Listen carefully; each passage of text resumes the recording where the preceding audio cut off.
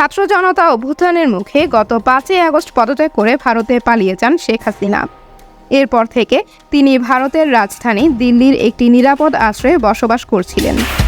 এর মধ্যে শেখ হাসিনার বাংলাদেশ ছেড়ে ভারতে থাকার ভিসার মেয়াদও শেষ হয়ে যায় বেশ কিছুদিন আগেই।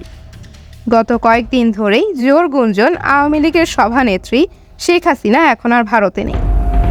তবে এ নিয়ে নিশ্চিত কোনো তথ্য নেই। শেখ হাসিনার অবস্থান নিয়ে আনুষ্ঠানিক বিবৃতি দেয়নি দিল্লি। জানা গেছে, ভারত ছেড়ে শেখ হাসিনার সংযুক্ত আরব আমিরাতে আশ্রয় নিয়েছেন। 15 বছরের শাসনামল ফেলে মাত্র 45 মিনিটের নোটিশে দেশ ছাড়তে বাধ্য হন শেখ হাসিনা। ঐতিহাসিক গণ অভ্যুত্থানের পর থেকে এতদিন ভারতেই অবস্থান করছিলেন তিনি। ইতিমধ্যে অন্তর্বর্তী সরকার তার কূটনৈতিক পাসপোর্ট বাতিল করে দেয়ায় ভারতে থাকার বিষয়টি নিয়েও জটিলতা দেখা দেয়। এই পরিস্থিতিতে আওয়ামী লীগ সভানেত্রী শেখ হাসিনা ভারত ছেড়েছেন বলে কয়েকটি সূত্রে জানা গেছে।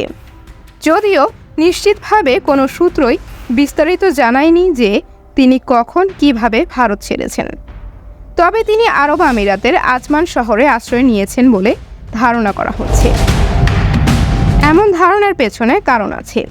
সম্প্রতি আরব আমিরাতে দেখা গেছে সাবেক এমপি শামীম ওসমানকে, যিনি 5 আগস্টের পর ছদ্মবেশে সীমান্ত পাড়ি দিয়েছেন বলে শোনা গিয়েছিল।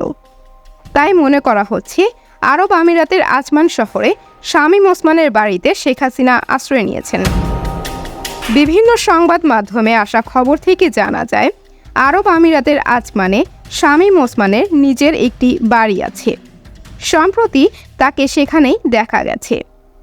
সাবেক প্রধানমন্ত্রী শেখ হাসিনাকেও তিনি এ বিষয়ে সহযোগিতা করছেন বলে জানায় সূত্রগুলো।